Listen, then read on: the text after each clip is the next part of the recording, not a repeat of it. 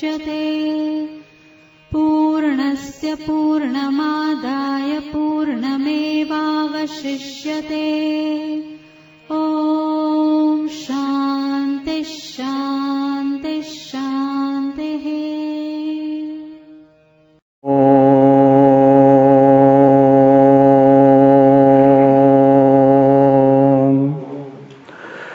भद्रं कर्णेभिः शृणुयाम देवाः भद्रं पश्येमाक्षभिर्यजत्राः स्थिरैरङ्गैस्तुष्टुवागुंसस्तनूभिर्व्यसेम देवहितं जदायुः स्वस्ति न इन्द्रो वृद्धस्रवाः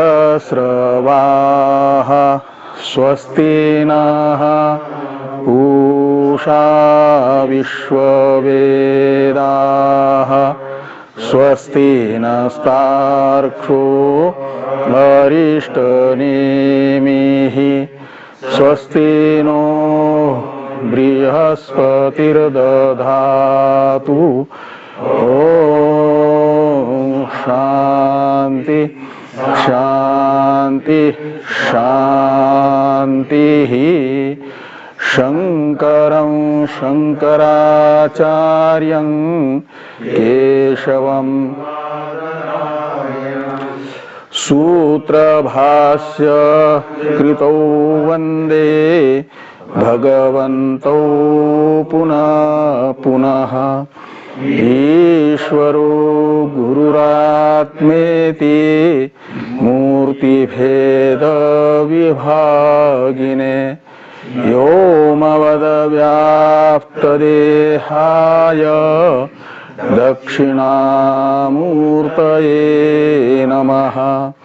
ॐ शान्ति शान्ति शान्तिः।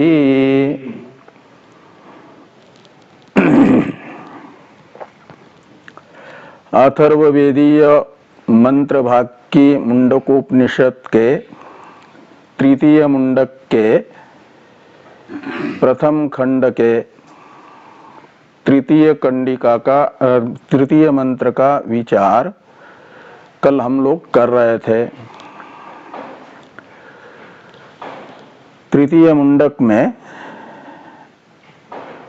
पूर्व मुंडक के द्वारा प्रतिपादित पराविद्या से अधिगम्यमान जो तद अक्षर शब्दित परमात्मा है,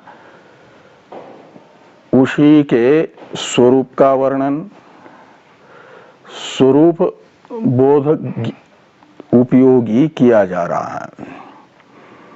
और यानी तात्पर्य विधया तो परमात्मा के स्वरूप का वर्णन किया जा रहा है। और परमात्मा स्वरूप के अनुभव के सहकारी के रूप में, सहकारी साधन के रूप में बताए जा रहे हैं सत्यादि साधन भी, जो पहले नहीं बताए गए थे उनको भी इस खंड में बताया जाएगा। पहले उस पराविद्या से अधिगम्यमान तद अक्षर शब्दित परमात्मा के स्वरूप का वर्णन करने के लिए प्रथम मंत्र में सूत्र रूप से बताया गया अनश्नन अन्यो अभिचाकशीति। इस प्रथम मंत्र के चौथे पाद के द्वारा परमात्मा असंसारी है, चेतन, असंसारी चेतन, ये परमात्मा का स्वरूप है। और इसी का और विस्तार से वर्णन करते हुए बताया गया द्वितीय मंत्र के पूर्वार्ध में। पहले प्रथम मंत्र के तृतीय पाद के द्वारा बताया गया जो भोक्ता रूप संसारी था, उस संसारी का स्वरूप बताया गया। और संसारी कोई परमात्मा से अतिरिक्त नहीं है, वही उपाधि संसर्ग से संसारी है और उपाधि का संसर्ग विच्छिन्न होता है तो असंसारी ब्रह्म है। इसके लिए पहले औपाधिक स्वरूप बताया गया और फिर ये बताया गया कि मूल अज्ञान निमित्तक है आवरण और विक्षेप, और मूल अज्ञान जब तक रहेगा तब तक स्वरूप विषयक आवरण बुद्धि में रहेगा, और ये भी रहेगा तो शोक होना अवश्यंभावी है, और शोक से उपलक्षित बाकी आशनाया पिपासादि भी होना अवश्यंभावी है।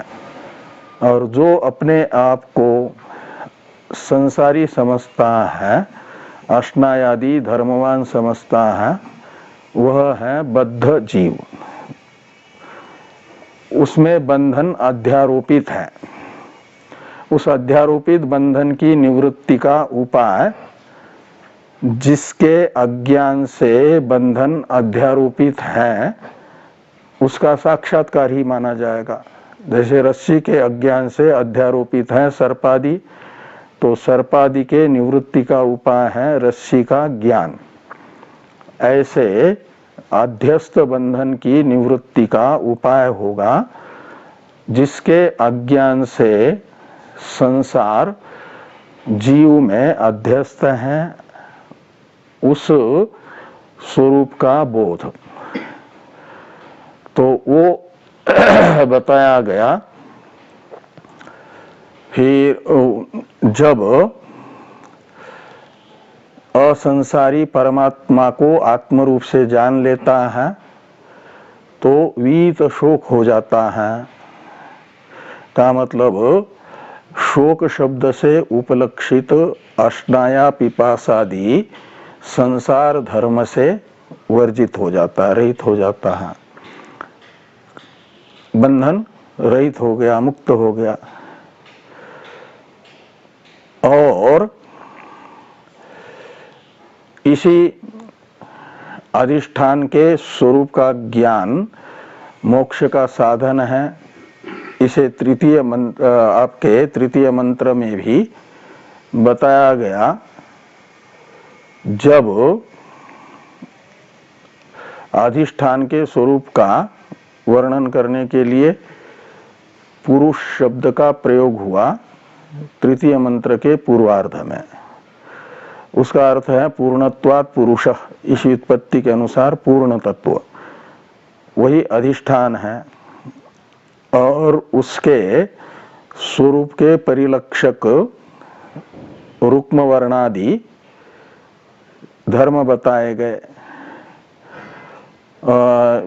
रुक्म वर्ण कहा गया स्वयं ज्योति को, स्वयं प्रकाश को, और कर्ता यानी जगत का निमित्त कारण, और ईश ये हुआ जगत को मर्यादित रखने वाला, और ब्रह्म योनि से बताया गया ब्रह्मा जी का भी कारण।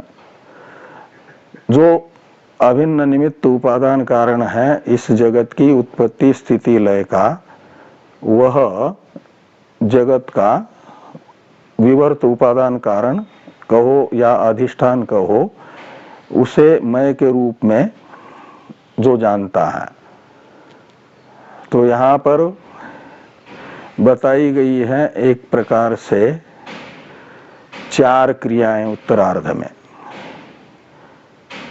एक तो विद्वान शब्द से ज्ञान, वो एक साधन बताया गया है। उसका फल बताया गया पुण्य पाप का विधूनन। तो वहां पर भी वी उपसर्ग पूर्वक धुए धातु है, तो इसलिए उसका अर्थ भी एक क्रिया है, विधुनन रूप क्रिया। और विधुनन ये ब्रह्म विद्या का तो फल है, पुण्य पाप का विधुनन, और ये पुण्य पाप का विधुनन साधन भी है किसका? निरंजन का। तो निरंजन ऊपर से जोड़ देना सन या भवति इस पद को, तो निरंजनो भवति। तो निरंजनत्व, निरंजन होना ये फल हुआ, और निरंजन का फल है, निरंजन स्वयं भी साधन है, शोधित त्वमर्थ एक प्रकार से। तो फिर क्या होता है? वो परमम साम्यम उपैति का मतलब अद्वय भाव को प्राप्त करता है।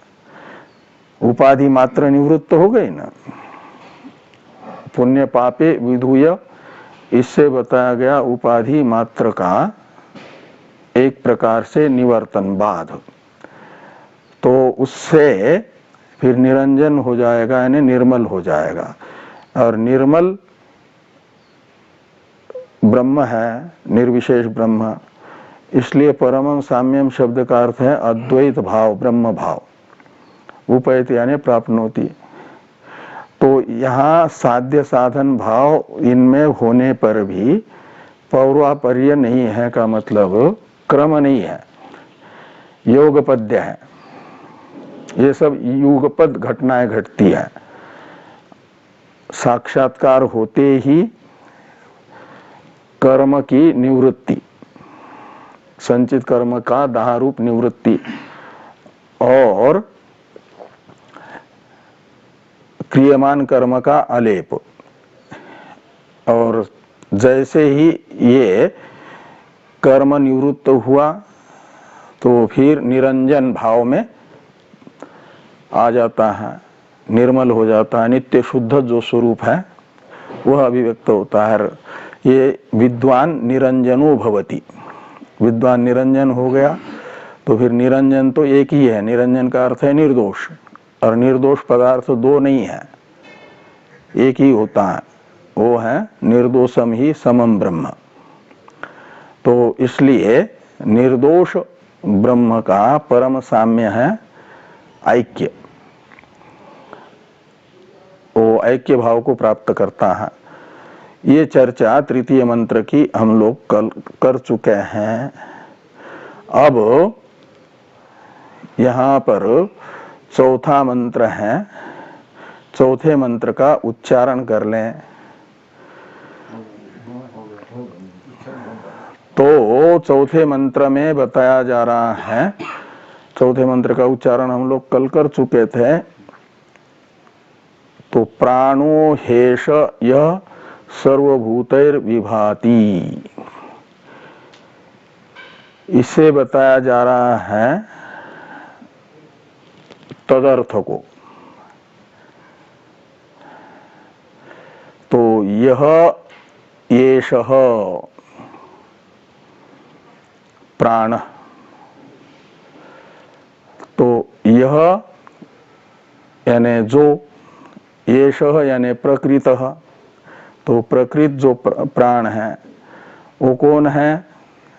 तो जिसको प्रथम मंत्र में अनशनन अन्यो अभिचाकशीति शब्द से बताया गया था। यहाँ प्राण शब्द से भूख प्यास जिसको लगती है वह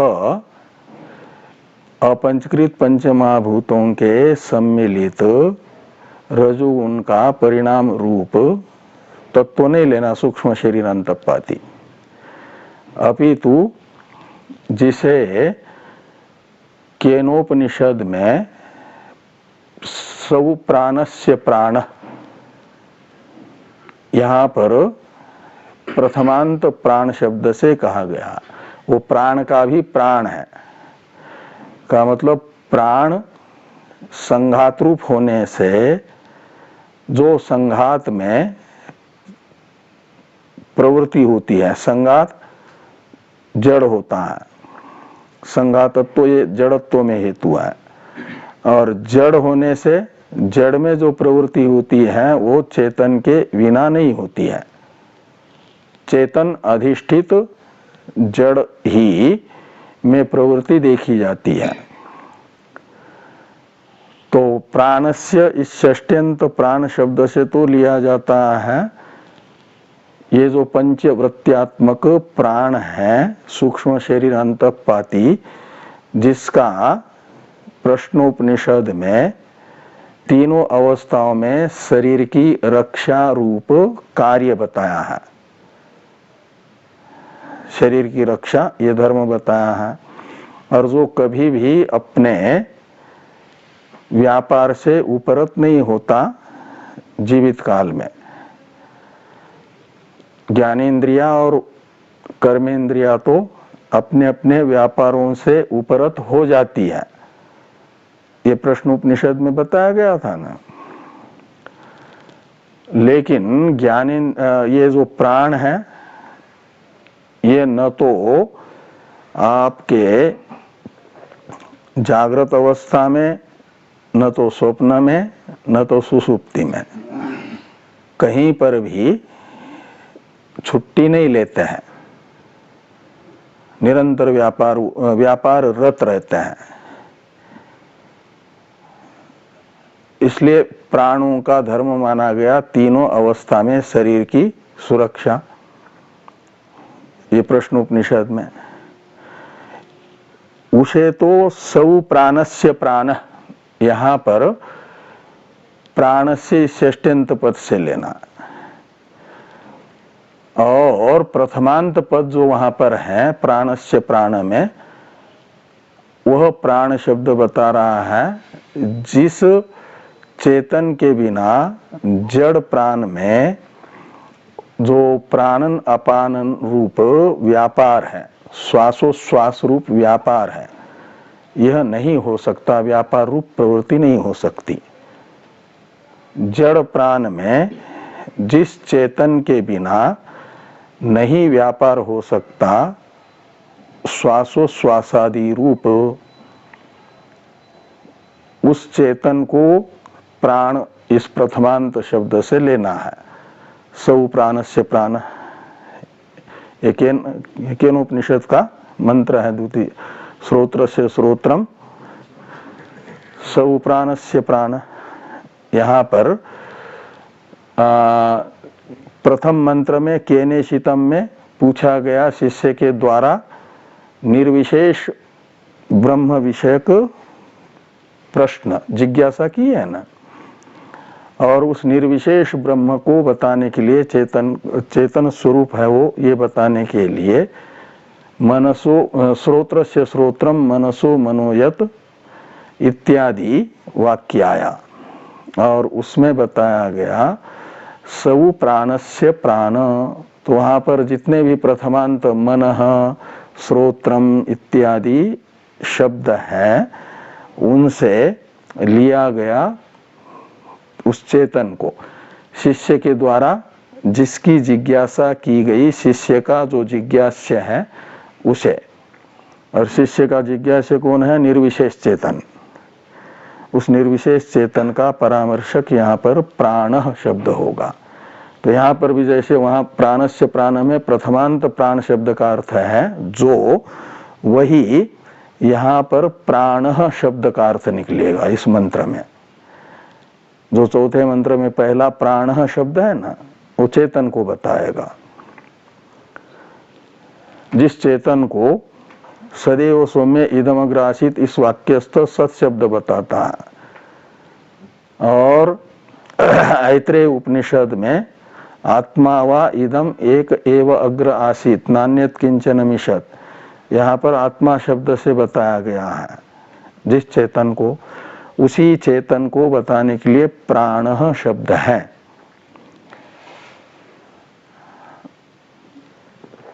इसलिए उपनिषदों में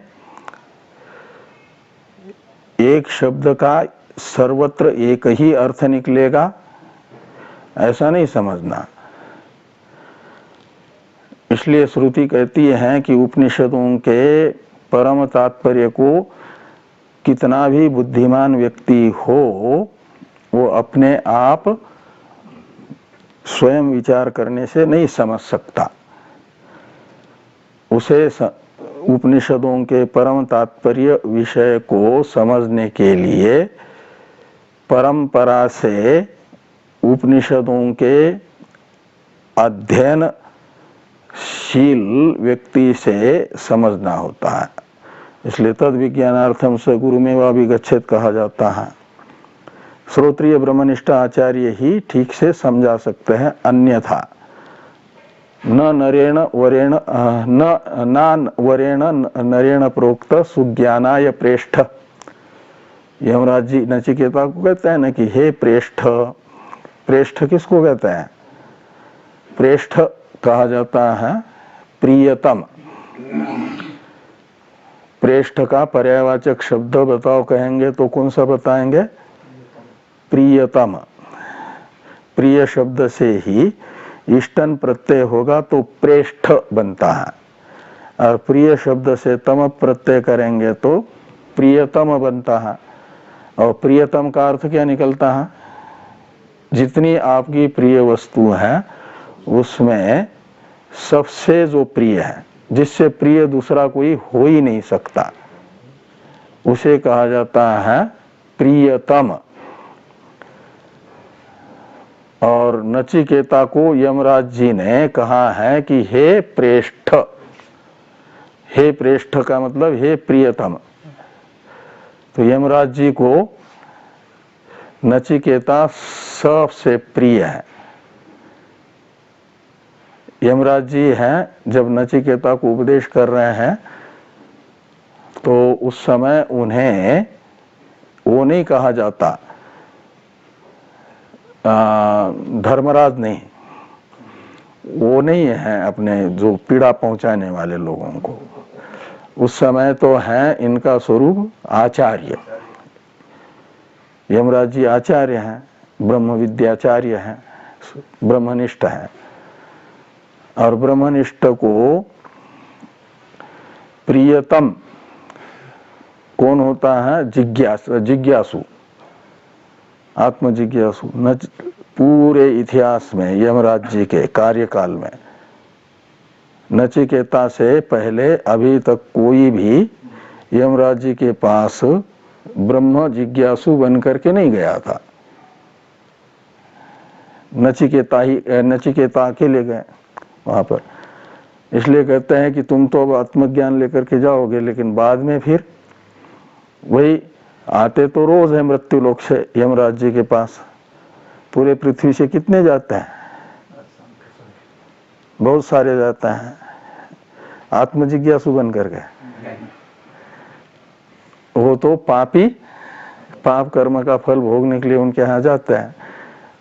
तो कहते मृत्यु लोक से आए हुए उनका रोना धोना तो हमने बहुत सुना है, लेकिन मृत्यु लोक से आए हुए व्यक्ति से आत्मज्ञान विषय को वर मांगने वाला पहले बार तुम हो। आत्मचर्चा करा रहे हो इसलिए प्रियतम हो। लेकिन कहते हैं मैं तुमने जिसको पूछा है वह आत्मस्वरूप आवरेण नरेण प्रोक्त सुज्ञानाय न भवति का अर्थ निकलता है अवर नर। एक होता है वर नर। वर नर का मतलब कमजोर। तो अवर नर और वर नर। तो वर नर किसको कहा जाएगा?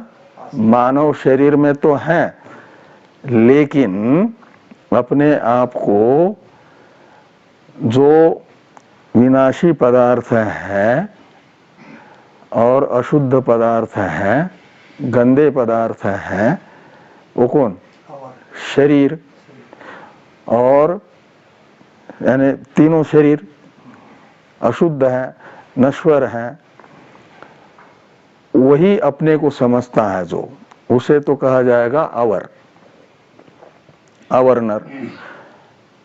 चर्चा तो करता है आत्मानात्मा की, लेकिन अपने आप को अनात्मा ही समझता है। वेदांत पढ़ने के बाद भी अनात्मा शरीर आदि रूप ही समझता है, तो वो अवर्णर हुआ।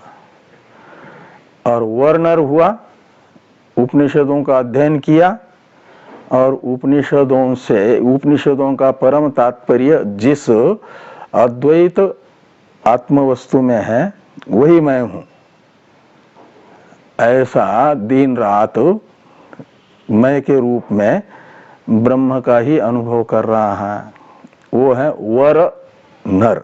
अभी प्रारब्ध के कारण मनुष्य शरीर में तो है, लेकिन मनुष्य शरीर को मैं नहीं समझता, अपितु मनुष्य शरीर को मकान जैसा समझता है। नवद्वारे पूरे देही नहीं वो कुर्वन् न कारयन्, ऐसा आता है ना गीता में। तो वैसा रहता है, वो है वर्णर।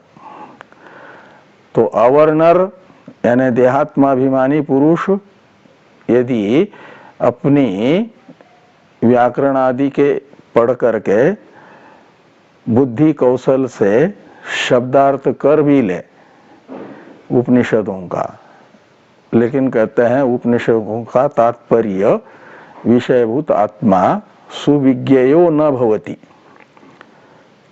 उससे उस उपदिष्ट आत्मा का बोध नहीं हो सकता, क्योंकि उसे ही पूरा स्पष्टीकरण नहीं है, उसे ही कंफ्यूजन है कि आत्मा ब्रह्म है कि नहीं, एक ही आत्मा है कि अनेक आत्मा है। ये अंदर के संशय प्रमेय विषयक विपर्य तथा संशय जिसकी बुद्धि में विद्यमान है। इसलिए यहाँ पर ये कहा जा रहा है कि प्राण का मतलब ये ज्ञेय प्राण है, जिसका ज्ञान सहसा नहीं हो सकता। ज्ञेय वस्तु, चेतन वस्तु परमात्मा। और वो कैसा है, तो येषः है का मतलब प्रकृत है, जिसको रुक्म वर्णम कर्तारम ईशम इत्यादि से कहा जा रहा है। और प्रथम मंत्र में भी अनशनन अन्यो अभिचा कशीति शब्द से कहा गया है, वो है प्रकृत परमात्मा। प्राण शब्द का अर्थ ऐसा जो परमात्मा वो कैसा है, तो कहते हैं सर्वभूतैर विभाति। तो सर्वभूतै यानी सर्वाणी च तानि भूतानि च इति सर्वभूतानि, और तैहि सर्वभूतै ये तृतीया का बहुवचन है। और विभाति का अर्थ, विभाति में वि उपसर्ग है ना, उसका अर्थ है विविधम। भाति यानी दीप्यते है प्राण, ये एक वचन है ना। तो एक प्राण पदार्थ परमात्मा, वह विभाति का अर्थ है विविधम भाति।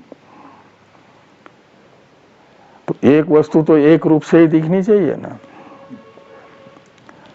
कोई घड़ी को देखेगा तो किसी को घड़ी घड़ी के रूप में दिखे, किसी को किसी अन्य वस्तु के रूप में देखे, ऐसा संभव है क्या? यदि निर्दोष आंख है और घड़ी सामने है तो सबको घड़ी दिखेगी कि नहीं दिखेगी? तो यहाँ पर प्राण पदार्थ कितने हैं? प्राण यानी परमात्मा, और वो कितने हैं? एक है। तो उसका भान जब होगा, वो जो दिखेगा, तो जैसे एक घड़ी सबको घड़ी के रूप में ही दिख रही है, और जो उसमें कलर दिया हुआ है कवर पर, वही कलर दिखेगा, अलग अलग तो नहीं दिखेगा ना। तो एक परमात्मा है तो सबको एक जैसा ही दिखना चाहिए ना। लेकिन यहाँ पर कहा गया वि यानी विविधम, भाति यानी दीप्यते प्रकाशते। एक ही परमात्मा सबको अलग अलग प्रतीत हो रहा है, अनेक रूपों में प्रतीत हो रहा है। इसलिए विष्णु सहस्त्र नाम के पाठ में शुरू से रहते हैं कि बीच में चले जाता है? हाँ, मैं परसों भी नहीं, पर बीच में जाना पड़ा।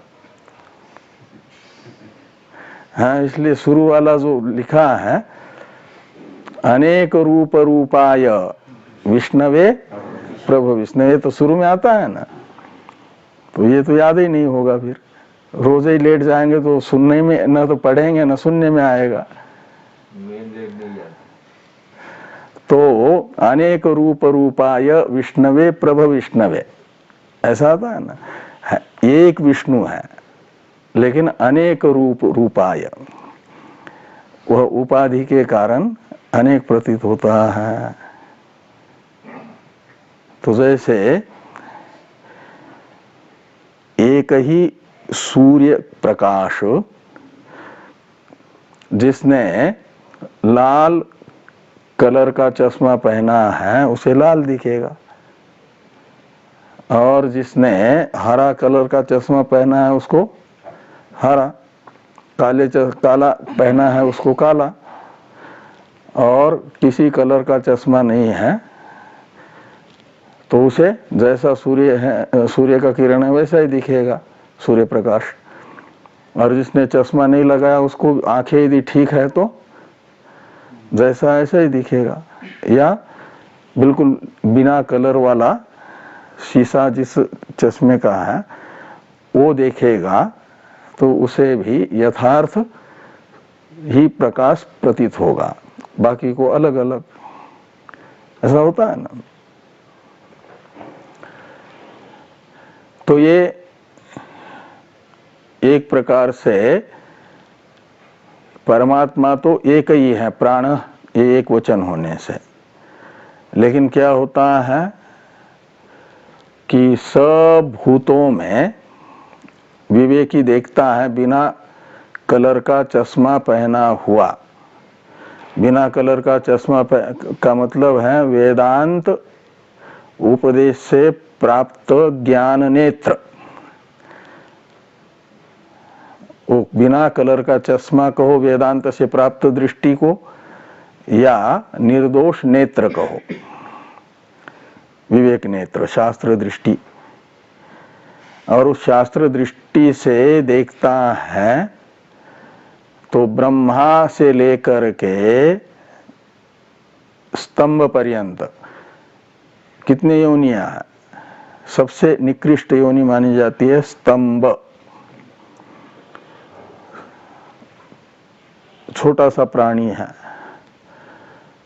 84 लाख प्रकार में सबसे निकृष्ट, उससे निकृष्ट दूसरा कोई नहीं होता, उसे स्तंभ कहेंगे। और सबसे उत्कृष्ट है ब्रह्मा जी।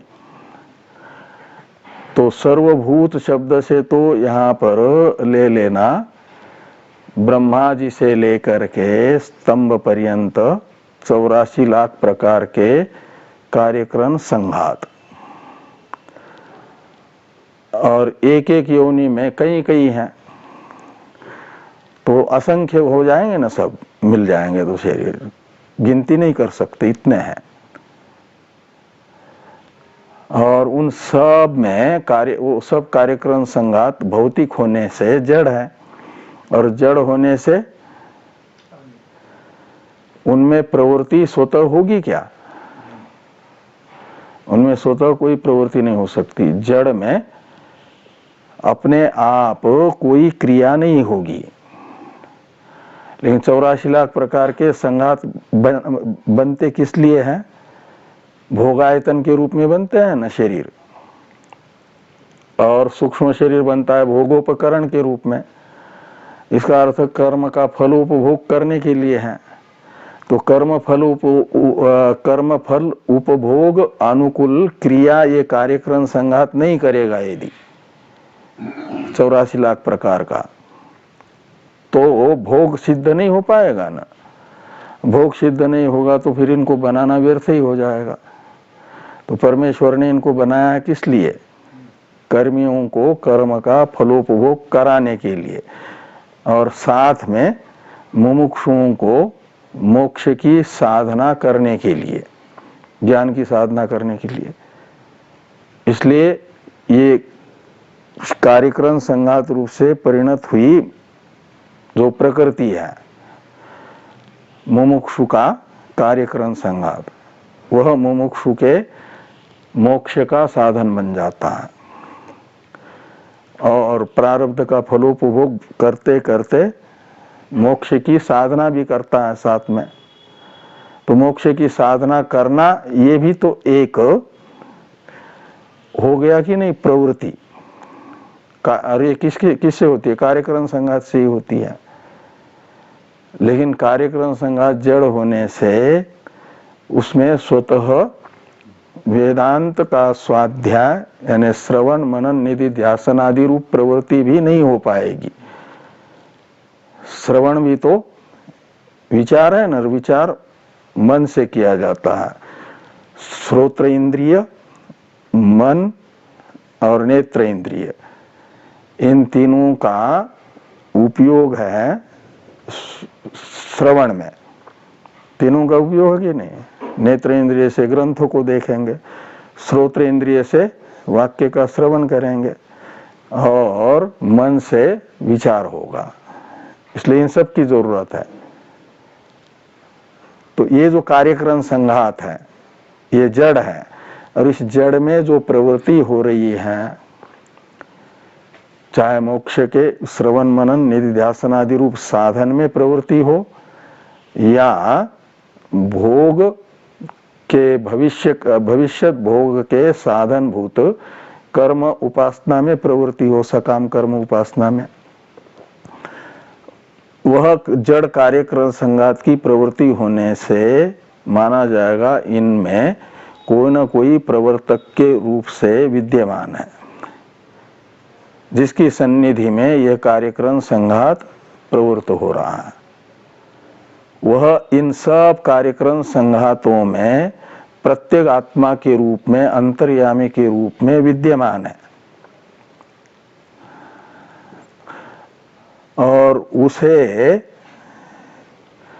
अज्ञानी लोग तो जितने कार्यक्रम संघात उतने इस चेतन के जो आभास है ना, क्योंकि जितने कार्यक्रम संघात हो गए उन प्रत्येक कार्यक्रम संघात में बुद्धि कहो या अंतःकरण कहो अलग अलग रहेगा कि नहीं रहेगा व्यष्टि में। तो उतने अंतःकरण में पड़ा हुआ चिदाभास, उसी को आत्मा समझ करके अलग अलग देखते हैं बाकी प्राणी। और लेकिन ज्ञानी क्या देखेगा कि इन सब में प्रवर्तक चेतन, जिस किसी की भी प्रवृत्ति हो रही है वो एक चेतन के सन्निधि में सब प्रवृत्त हो रहा है। इनका प्रवर्तक अलग अलग नहीं है, एक चेतन आत्मा है। सर्वभूतैर यानी अनेकों भूतों के रूप में एक ही यह प्रकृत परमात्मा विभाति। विभाति का कर्ता है प्राण शब्दित परमात्मा, जो स्वतः एक रस है लेकिन उपाधि के कारण ब्रह्मादि स्तंभ पर्यंत प्राणियों के रूप में भास रहा है। वह उसका विवर्त स्वरूप है और इन सब में प्रवर्तक के रूप में भाषित होने वाला चेतन वह प्राण शब्द से कहा गया। तो सर्वभूतैर विभाति, इसमें सर्वभूत में तृतीया है इत्थम्भूत अर्थ में, यानी सर्वात्मा के रूप में भाषित हो रहा है वो परमात्मा। और उस परमात्मा को विद्वान, ये आया न कि यह एषः प्राणः सर्वभूतैर विभाति, ये एक वाक्य बना। इसमें प्रयुक्त जो यत् शब्द है उसके अनुरोध से तत् शब्द का अध्यार करना पड़ेगा। यत् तदोर नित्य संबंध होता है ना, और अध्यारित तत् शब्द का द्वितीयांत प्रयोग करिए तो तम, यानी यह एषः प्राणो सर्वभूतैर विभाति, इतने का अर्थ हो जाएगा जो परमात्मा सर्वभूतात्मा के रूप में प्रतीत हो रहा है, भास रहा है, अनेक भूतों के रूप में भास रहा है। अनेक भूत यानी प्राणी विविध रूप से ब्रह्मा से लेकर के स्तंभ पर्यंत के रूप में भास रहा है। तम विद्वान, ऐसा अध्ययन करिए, तम शब्द का अध्ययन करके तम विद्वान यानी उसे जानने वाला।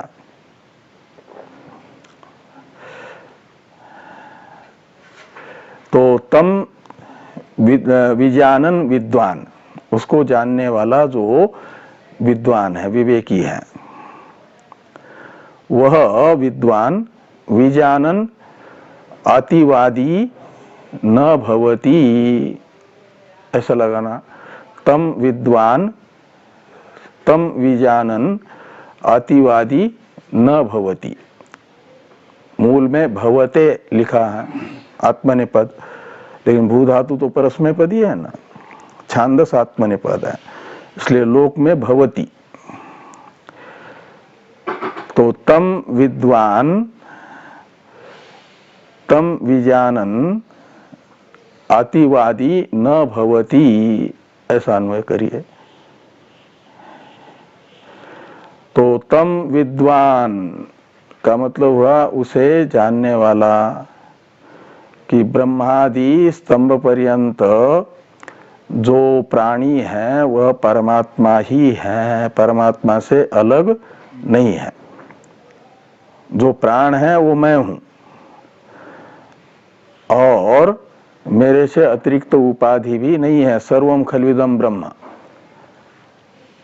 ऐसा जो ब्रह्मेव इदम सर्वम इस रूप में दर्शन कर रहा है, वासुदेव सर्वम इति ऐसा दर्शन कर रहा है, उसे कहा गया तम विद्वान शब्द से।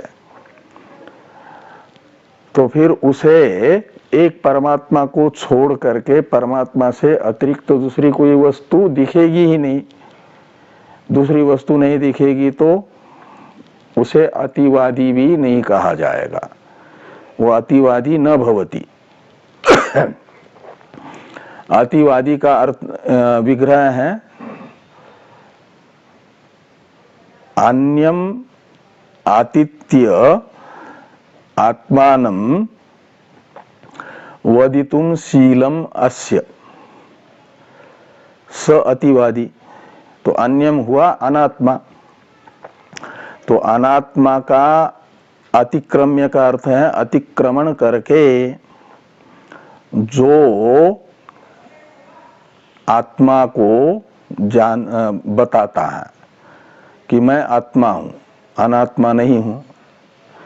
अनात्मा का अतिक्रमण है अनात्मा का खंडन, कि मैं अनात्मा नहीं हूं अपितु आत्मा हूं। ऐसा जो बोलता है उसे कहा गया अतिवादी। तो ये ऐसा कब कहा जा सकता है, अतिवादी कब कहा जा सकता है?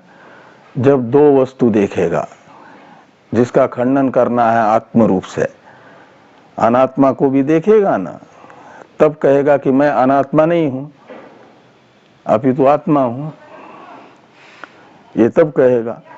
और अनात्मा को देखेगा ही नहीं, अनात्मा उसके संज्ञान में ही नहीं आएगा, तो कहां से अतिक्रमण करेगा किसका?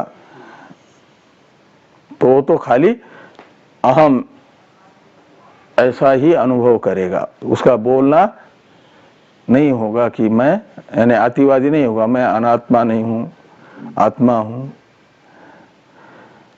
जैसे भ्रांत पुरुष के भ्रांति से दिखने वाला जो सर्प है उसका निषेध करके कहा जाता है कि नायम सर्प इयम रज्जु। ये सर्प का अस्तित्व स्वीकार करके सर्प का निषेध किया जा रहा है ना। ऐसे अनात्मा का कोई अस्तित्व होता तब तो आत्मा से अतिरिक्त अनात्मा का अतिक्रमण करके आत्मस्थित होकर के, आत्मस्थ होकर के कहता कि मैं आत्मा हूं, अनात्मा नहीं हूं, ऐसा बोलता। लेकिन ऐसा वह अतिवादी नहीं होता। कौन? जो सर्वत्र ब्रह्म दर्शन ही करता है, ब्रह्म ही ब्रह्म दिख रहा है उसे, वासुदेव सर्वमिति। तो किसका अब्रह्म के रूप में खंडन किया जाएगा, अतिक्रमण किया जाएगा। अतिक्रमण का कोई विषय हो, अतिक्रम्य, तब तो अतिक्रमण करके बोलने वाला कहा जाएगा। इसलिए यहां पर निषेध कर दिया कि तम विद्वान तम विजानन अतिवादी न भवति। तो यहां पर आप लोगों को एक आशंका आनी चाहिए। आनी चाहिए कि नहीं आनी चाहिए? क्या आशंका आनी चाहिए? कहने पर भी आशंका उत्थित नहीं होती का मतलब है श्रुति के प्रति दृढ़ आस्था है, पूर्ण प्रामाण्य है। इसलिए ये कहा जाता है श्रुति अनाशंकनीय है। इसलिए श्रुति पर क्या शंका करनी है? छांदोग्य उपनिषद का 7वां अध्याय पढ़ लिया है ना, पढ़ करके वैसा ही वैसा रखा है वहां पर सुरक्षित। 7वें अध्याय में क्या बातें कही वो 7वें अध्याय में है। वहां 2 अतिवादी बताए हैं कि नहीं? 2 अतिवादी कौन है? एक प्राण उपासक को भी अतिवादी कहा है। ध्यान में आया सनत कुमार और नारद जी के संवाद में? जब प्राण का वर्णन सनत कुमार जी ने नारद जी के सामने किया, तो सनत कुमार जी के पास नारद जी तो गए थे आत्म जिज्ञासु बन करके, आत्मा को जानने के लिए। लेकिन प्राण का वर्णन किया, समष्टि प्राण का, सूत्रात्मा का, तो वह वर्णन सुन करके उनको लगा कि ये समष्टि प्राण ही आत्मा है। तो उनकी आत्म जिज्ञासा ही शांत हो गई। और वहां पर यह कहा गया कि प्राण की, इस सूत्रात्मा की अहंग्रह उपासना करने वाले को यदि कोई ये कहे कि तुम अतिवादी हो, तो श्रुति ने कहा, सनत कुमार जी के मुख से निकली हुई श्रुति ने, कि हाँ, प्राण उपासक को स्वीकार कर लेना चाहिए। कोई कहे कि तुम अतिवादी हो तो प्राण उपासक उसका खंडन न करे, स्वीकार कर ले कि मैं अतिवादी हूं।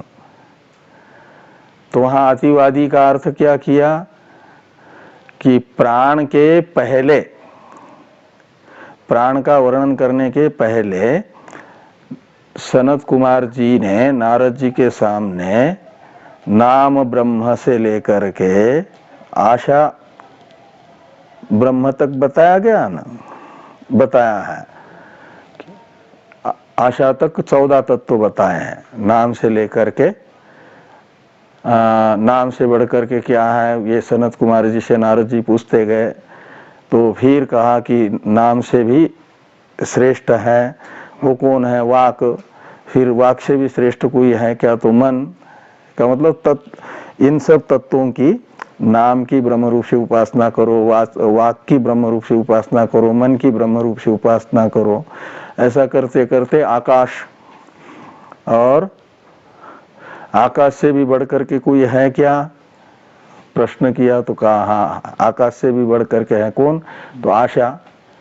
और फिर आशा से भी बढ़कर कोई है क्या? कहा है। वो कौन? तो प्राण। तो प्राण की अहंग्रह उपासना करो। तो प्राण की अहंग्रह उपासना, प्राण को सुना तो फिर प्रश्न नहीं किया सनत कुमार जी से नारद जी ने, जैसे पहले करते गए कि नाम से बढ़कर के कोई और है क्या? तो उसका उत्तर दिया है। सनत कुमार जी ने नारद जी नाम से बढ़कर के कोई है क्या, तो कहा है।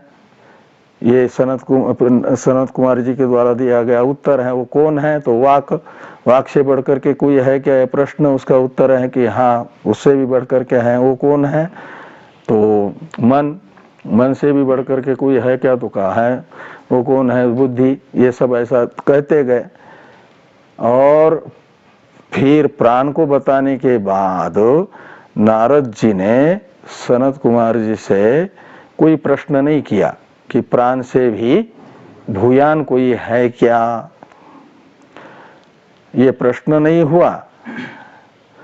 और शांत हो गए, समझ बैठे कि प्राण ही आत्मा है, सनत कुमार जी। और बाद में फिर कहा कि ये इस प्राण उपासक को यदि कोई संसार में ये कहता है कि तुम अतिवादी हो, तो प्राण उपासक को चाहिए कि उसका खंडन न करें, अपितु स्वीकार कर ले। उसे कहे कि हाँ, मैं अतिवादी हूं। और वहां अतिवादी का अर्थ किया कि नाम से लेकर के आशा पर्यंत जो प्राण के पहले उपदिष्ट पदार्थ हैं, इनका अतिक्रमण करके जो इन सब से उत्कृष्ट है प्राण, नाम से लेकर के आशा पर्यंत पदार्थों की अपेक्षा भूयान प्राण सिद्ध हो जाएगा ना। और उस भूयान प्राण को ही मैं का अतिक्रमण करके प्राण का ही आत्म रूप से जो कथन करें, उसे कहा जाता है अतिवादी। लेकिन फिर सनत कुमार जी ने नारद जी को कहा कि ये जो प्राण उपासक रूप अतिवादी है, वो सापेक्ष अतिवादी है। लेकिन सतु अतिवदति, यह सत्येन अतिवदति। और वहां सत्य का ही वर्णन फिर आगे भूमा के रूप में हुआ। यानी भूमा का आत्म रूप से जो ज्ञान प्राप्त करता है, वह माना गया निरपेक्ष अतिवादी। भूमा को आत्म रूप से जानने वाला निरपेक्ष अतिवादी ये करके कह दिया ना। और भूमा वहां का और यहाँ का प्राण अलग अलग एक ही तत्व है। तो फिर यदि प्राण पदार्थ और भूमा पदार्थ एक है, तो छांदोग्य में भूमा शब्द से परिलक्षित आत्मा को, आत्मज्ञ को कहा जा रहा है निरपेक्ष अतिवादी। और यहाँ पर प्राण शब्द से परिलक्षित आत्मज्ञ को कहा जा रहा है कि वह अतिवादी नहीं होता है। तो दोनों में विरोध प्रतीत हो रहा है कि नहीं हो रहा है? ये विरोध है। तो कहते विरोध नहीं, श्रुति द्वय का आपस में कहीं विरोध नहीं होता, अपितु ब्रह्मज्ञ भी दो प्रकार के होते हैं। ऐसे तो ब्रह्म ज्ञान की 7 अवस्थाएं बताई है ना। वो ब्रह्म विदाम वरिष्ठ, इसको बताते समय कहेंगे। तो ब्रह्मज्ञ को जो 3 भूमिकाएं हैं, पहले वाली, वो पहले वाली 3 भूमिकाएं कौन सी हैं? शुभेच्छा, शुभ विचारणा, तनुमानसा, ये साधन भूमिकाएं मानी गई है। लेकिन ये साधन भूमिका में जो आरूढ़ हुआ, उसे भी शास्त्र कहता है ज्ञानी ही। उसे आत्मानात्म विवेक है, अनात्मा भी दिखेगा। वो कहेगा कि मैं अनात्मा नहीं, आत्मा हूं। तो जिसको अनात्मा दिख रहा है, वह अनात्मा का अतिक्रमण करके स्वयं का आत्मा के रूप में कथन करता है तो अतिवादी कहलाएगा। तो शुभेच्छा से लेकर के मुमुक्षु भी अपने आप को अनात्मा शरीर आदि रूप नहीं मानता, अपितु मानता है, उसकी मान्यता है। ये मान्यता फिर अनुभव में परिणत होती है। शुरू में तो मानना होता है, तो उसकी मान्यता वेदांत अर्थ के जिज्ञासु की मान्यता होती है कि वेदांत मुझे जो बता रहा है वह मैं हूं, न कि मुझे अपना अनुभव जो बता रहा है वो मैं हूं। तो लौकिक अनुभव जिस स्वरूप को बता रहा है कार्यक्रम संघातात्मक, उसका अतिक्रमण करके मान लेता है कि मैं आत्मा हूं, साक्षी हूं। जिसको ये सामान्य वाक्य, चाहे तुम पदार्थ ज्ञान या तत्पदार्थ ज्ञान कहो या तत्वमसि वाक्यार्थ ज्ञान भी कहो है, लेकिन अभी परोक्ष वाक्यार्थ ज्ञान है, तो उसे तो दिखेगा अनात्मा भी, क्योंकि अपरोक्ष अध्यास है ना। अध्यास ब्रह्म सूत्र के अध्यास भाष्य में भगवान भाष्यकार ने ये बताया है कि अपरोक्ष अध्यास की निवृत्ति परोक्ष ब्रह्म ज्ञान से नहीं होती है।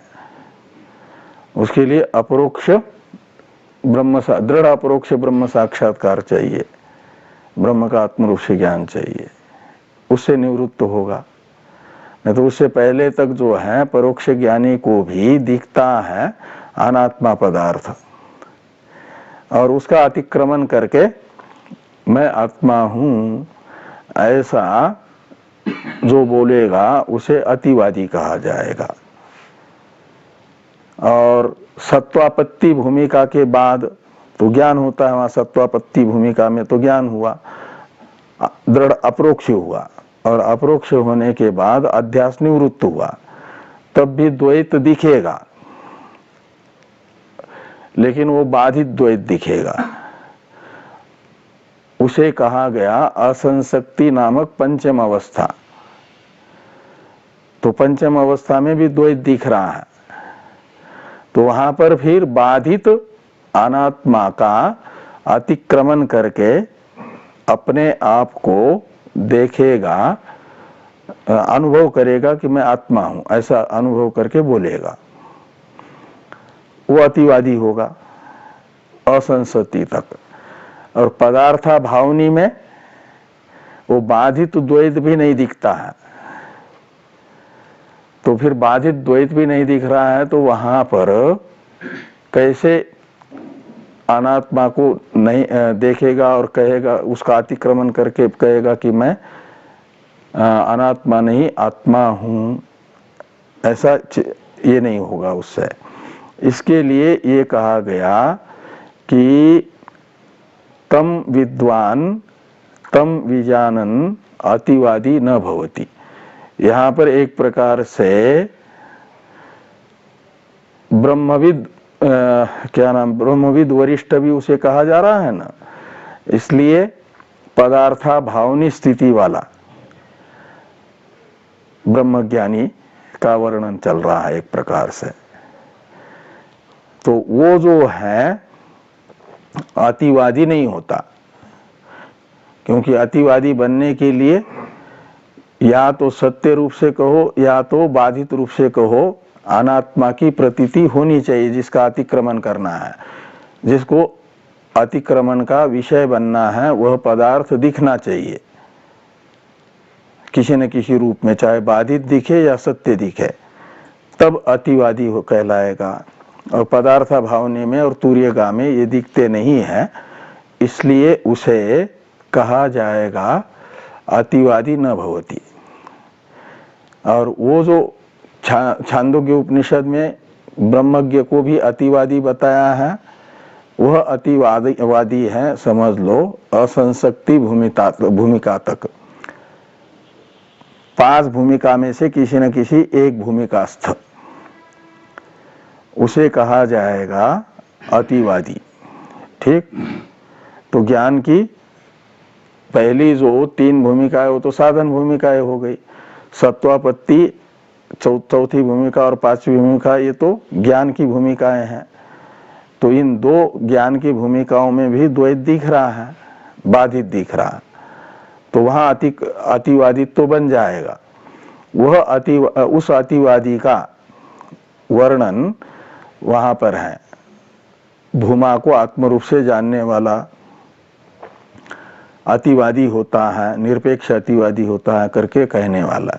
ठीक है, तो इस प्रकार ये 7वें अध्याय छांदोग्य के और यहाँ का मंत्र, ये जो चौथा मंत्र है इसके चौथे पाद में विजानन विद्वान भवते नातिवादी में कोई विरोध नहीं होगा, दोनों का अविरोध ही है, ये यहाँ पर विचार में समझना होगा ऊपर से इस प्रकार का विचार करके।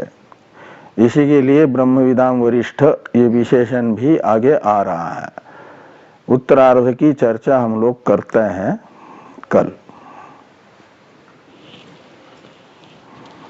ओम भद्रं कर्णेभिः शृणुयाम देवाः भद्रं पश्येमाक्षभिर्यजत्राः स्थिरैरङ्गैस्तुष्टुवांशस्तनूभिर्व्यसेम देवहितं जदायुः स्वस्ति न इन्द्रो वृद्धश्रवाः स्वस्ति नः पूषा विश्ववेदाः